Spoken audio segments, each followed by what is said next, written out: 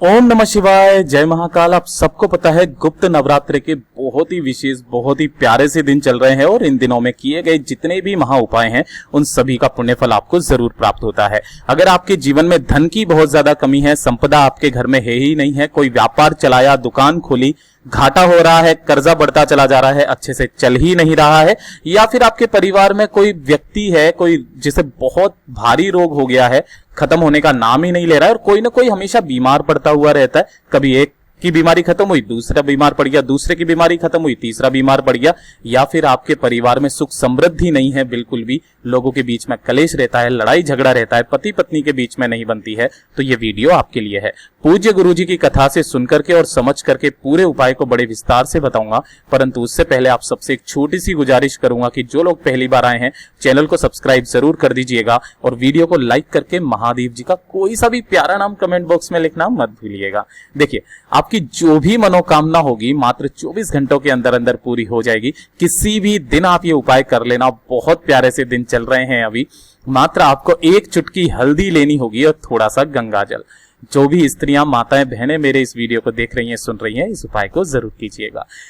पहले ही बता देता हूं, इस पूरे वीडियो के अंदर हम लोग 4 महा उपायों के बारे में बात करेंगे, जिसमें जो पहला उपाय होगा वो होगा आपके परिवार की सुख समृद्धि के लिए। अगर आपके परिवार में सुख समृद्धि आप चाहते हो कि आपका परिवार जो है हमेशा फले फूले, परिवार में लोगों के बीच में कोई कलेश ना हो, कोई लड़ाई झगड़ा ना हो, तब आपको ये वाला उपाय करना होगा। इन 9 दिनों में से आप किसी भी दिन आप इस वाले उपाय को कर सकते हो। ध्यान से सुनना, समझने की कोशिश करना। आपको चाहिए होगा थोड़ा सा घी। अब भैया घी किसका होना चाहिए? तो याद रखना, ये होना चाहिए गाय माता का घी। अरे ले लोगे, ज्यादा नहीं चाहिए, 1 चम्मच चाहिए, ठीक है। इसके अलावा आपको चाहिए होगी हल्दी, है ना। हल्दी कितनी चाहिए आपको? 1 चुटकी, ज्यादा नहीं चाहिए, 1 चुटकी। कौन सी वाली? पिसी हुई हल्दी। ये चीज याद रखना, पिसी हुई हल्दी। और इसी के साथ में आपको 2-4 बूंदे गंगा जल की भी ले लेनी है। अरे ले लोगे? अब ध्यान से रखना, आपको एक कटोरी लेनी है छोटी सी, और इस कटोरी के अंदर उस हल्दी को, घी को और गंगा जल को, इन तीनों को मिलाकर के आपको एक पेस्ट तैयार कर लेना है, ठीक है। और इसी के साथ में आपको एक गोल बत्ती का, किसका? गोल बत्ती का गाय के घी का दीपक तैयार करना है ना। गाय का घी का दीपक आपको तैयार कर लेना है।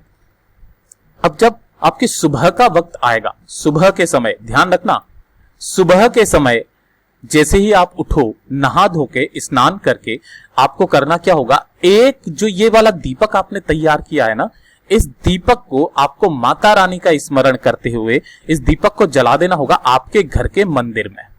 अरे जला दोगे?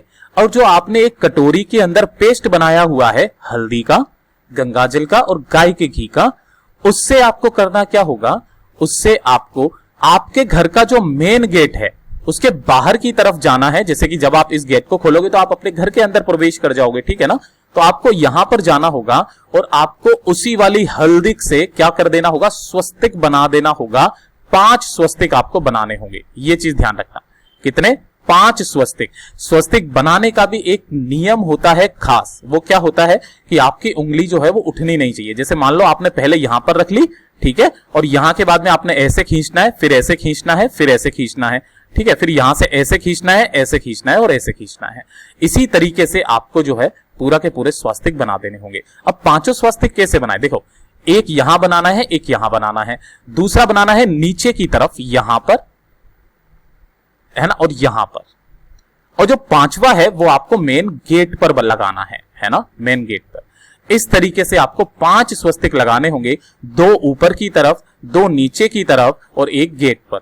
जो व्यक्ति इन नवरात्रि के समय में कभी भी इस वाले उपाय को कर लेता है, किसी भी दिन, उसके घर में हमेशा सुख समृद्धि संपदा हमेशा बढ़ती हुई रहती है, कभी भी कमी नहीं होती है। ये तो हो गया पहला उपाय। अब बात करते हैं दूसरे उपाय की तरफ। देखिए, बहुत लोग परेशान है कि भैया हमारे घर में लड़ाई झगड़ा बहुत होता है, पति पत्नी के बीच में नहीं बनती है, भाई भाई के बीच में नहीं बनती है, सास बहू के बीच में हमेशा तनातनी लगी हुई रहती है, काफी ज्यादा परेशानी है, दिक्कत है, परिवार के लोग एक दूसरे से प्यार नहीं कर रहे और लग रहा है कि परिवार टूट रहा है, परिवार टूट रहा है। तब आपको ये वाला उपाय नवरात्रि के दिन जो व्यक्ति, जो स्त्री, जो महिला, जो पुरुष कर लेगा, उसका परिवार में कभी भी जीवन में लड़ाई झगड़ा नहीं होगा। ध्यान से देखना, समझने की कोशिश करना। आपको इस तरीके से लेनी होगी माता रानी की झंडी। अरे ले लोगे, यह है माता रानी की झंडी, अभी धड़ल्ले से बिक रही होगी मार्केट के अंदर, आपको मात्र एक ले लेनी होगी, ज्यादा रुपए की नहीं आती, 10 रुपए की आ जाएगी, ठीक है ना। एक झंडी ले ली और थोड़ा सा ले लेना आप मक्खन। मक्खन तो काफी सारे लोग अपने घर पर भी निकालते हैं, तो बहुत अच्छी बात है। अगर नहीं है तो आप मार्केट से भी लेकर के आ सकते हो। ज्यादा मक्खन नहीं चाहिए, थोड़ा सा, मात्र 100 ग्राम के बराबर आप मक्खन ले लेना, ज्यादा मत लेना, ठीक है। अरे ले लोगे। इसी के साथ में आपको तैयार करना होगा गोल बत्ती के गाय के घी का दीपक, ठीक है। तो आपने ये भी दीपक तैयार कर लिया। अब ध्यान से देखना, आपको इन सभी सामग्रियों को लेकर के पहुंच जाना होगा कहां पर, जो भी माता रानी का मंदिर है ना, इन नवरात्रि के दिन में किसी भी दिन आप इस उपाय को कर लेना। नवरात्रि में जो भी माता का मंदिर मिले वहां पर आपको जाना होगा। लेकिन उससे पहले आपको कुछ तैयारी करनी होगी। कैसे तैयारी करनी है कि जो आपने ये मक्खन लिया है ना, इस मक्खन को आपको इस पूरी की पूरी झंडी पर अच्छे से लगा देना होगा। पिघला करके इसको गर्म कर लेना है ना, और पिघला करके इस झंडी पर पूरा अच्छे से इस मक्खन को लगा देना। अरे मक्खन को लगा दिया और इस मक्खन को लगा करके इसको एक डंडे के अंदर पिरो करके और ऐसे करके लेकर के जाना है इस झंडी को एक गाय के घी के गोल बत्ती के दीपक के साथ। कहां पर? माता रानी के मंदिर में। जब आप यहां पर पहुंच जाएंगे, सबसे पहले तो माता रानी के मंदिर में जैसे ही आप जाएंगे तो जो उनकी चौखट होती है, उस चौखट पर आपको अपनी कामना कहते हुए कि मेरे परिवार के अंदर लड़ाई झगड़ा बहुत ज्यादा होता है, कलेश बहुत ज्यादा होता है, पति पत्नी के बीच में नहीं बनती है, ऐसी कामना करते हुए आपको यहां पर क्या कर देना होगा? दीपक लगा देना होगा, ठीक है। माता रानी से जो भी आपको पूजा अर्चना वगैरह जो भी करना है आप कर लीजिए, ठीक। उसके बाद में उस मंदिर में कहीं पर भी, कोई जरूरी नहीं है कि आप मंदिर के एकदम शिखर पर ही उस वाली ध्वजा को लगाएं, ऐसी बात नहीं है।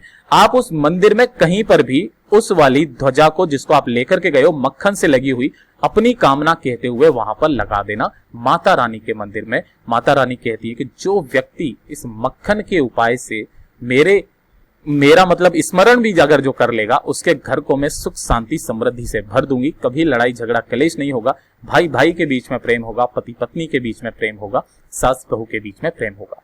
पूज्य गुरु जी का ये वाला भी उपाय बहुत ही खास है, अचूक है, जरूर कीजिएगा। कभी जीवन में कोई लड़ाई झगड़ा कलेश नहीं होगा। अब बात करते हैं तीसरे उपाय की तरफ, जो कि सबसे ज्यादा अचूक है और काफी सारे लोग परेशान है अपनी बीमारी के लिए, ठीक है ना। सबसे ज्यादा जो परेशान होते हैं लोग, वो किसकी वजह से होते हैं? या तो बीमारी या फिर धन की वजह से, ठीक है ना। उसमें से एक है, ये सबसे बड़ा कारण वो है बीमारी का कारण। भैया अगर आपके घर में कोई व्यक्ति बहुत ज्यादा बीमार है, या फिर आपके घर में बीमारी हमेशा घूमती हुई रहती है ना, जाने का नाम ही नहीं लेती है, तो आपको ये वाला उपाय करना है। कोई ना कोई बीमार पड़ता चला जाता है, आपका जो आधे से ज्यादा पैसा जो है वो आपका बीमारी में चला जाता है। तब ध्यान से सुनना, आपको नवरात्रि के 9 दिनों में से किसी भी दिन आप इस उपाय को कर लेना। आपको इस तरीके से चाहिए होगा 1 लोटा।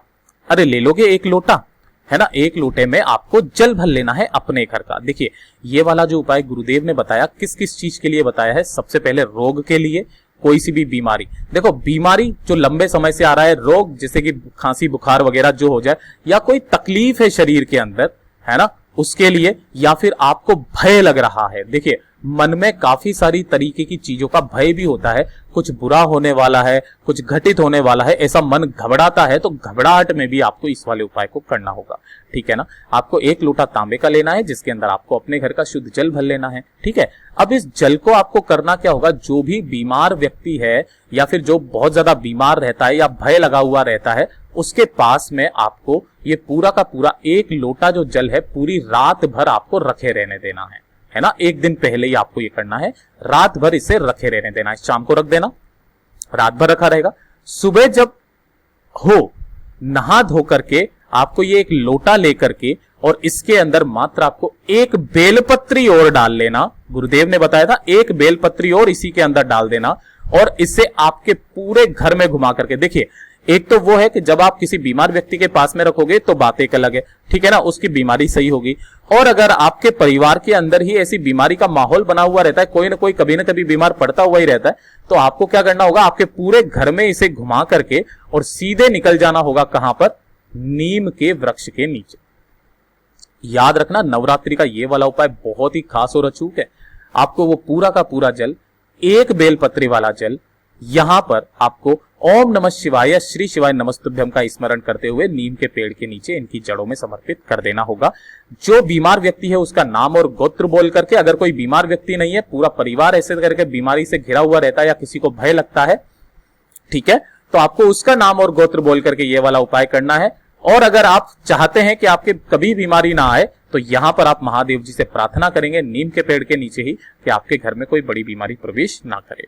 पूज्य गुरु जी का ये वाला भी उपाय बहुत ही खास है, जरूर कीजिएगा। अब जो चौथा वाला उपाय है वो सबसे ही ज्यादा खास है, जो कि होगा आपकी मनोकामना पूर्ति के लिए, चाहे वो धन से संबंधित हो, चाहे वो आपके व्यापार से संबंधित हो, चाहे वो आपके कलेश से संबंधित हो, चाहे किसी से भी संबंधित क्यों ना हो, या फिर आपके घर से संबंधित हो, आपकी जो भी मनोकामना होगी पूरी जरूर होगी। ध्यान से सुनना, ये वाला उपाय बहुत खास है।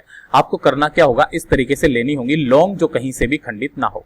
भैया लौंग ले तो ले, लेकिन कितनी ले, ध्यान रखना, आपकी जितनी उम्र है उतनी आपको लौंग लेनी है। जैसे आपकी उम्र 25 साल है तो आपको 25 लौंग ले लेनी है, आपकी उम्र 26 साल है तो आपको 26 ले लेनी है, 27 उम्र है तो 27 ले लीजिए, 30 की आपकी उम्र है तो 30 ले लीजिए। आपकी उम्र के बराबर आपको लौंग के दाने ले लेने हैं, लौंग ले लेनी है।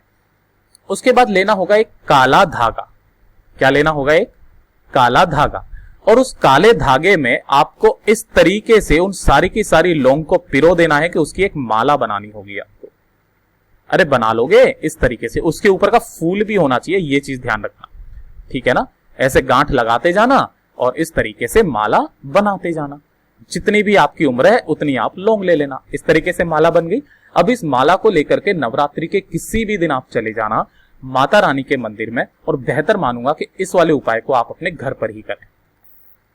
देखिए क्यों, मैं आपको बताता हूं। अगर आपके घर में कोई सी भी माता रानी की तस्वीर है, ठीक है, तो आपको उस माता रानी की तस्वीर के ऊपर उस लौंग को अपनी कामना कह के और यहां पर क्या करना होगा, पहना देना होगा। अरे पहना दोगे अपनी कामना कहते हुए। अब ध्यान रखना, जब तक आपकी वो मनोकामना पूरी नहीं होती है इस वाली माला को आपको उतारना नहीं है, और जिस दिन आपकी मनोकामना पूरी हो गई उस दिन आपको ये माला उतार लेनी है, ये चीज ध्यान रखना।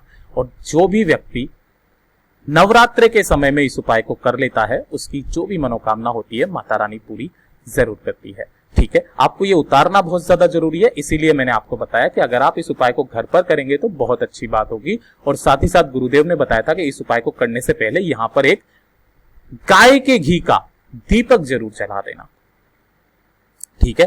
पूज्य गुरुजी ने जैसा अपनी कथाओं में बताया वैसा आसान भाषा में आपको बताने का पूरा प्रयास किया। वीडियो पसंद आया हो तो लाइक जरूर करना, चैनल को सब्सक्राइब जरूर कीजिएगा। मैं मिलता हूं आपसे अगले वीडियो में, तब तक के लिए ओम नमः शिवाय, जय महाकाल।